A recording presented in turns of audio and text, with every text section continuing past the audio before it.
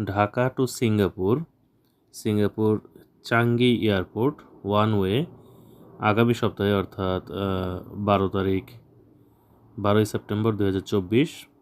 Flight rate আপনারা দেখে নিন, 214টি ফ্লাইট রয়েছে।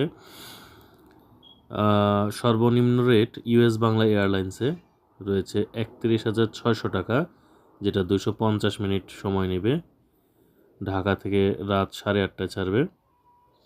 এটা হচ্ছে বিমান বাংলাদেশের 4 ঘন্টা 10 মিনিট সময় নেবে, 33,250 টাকা।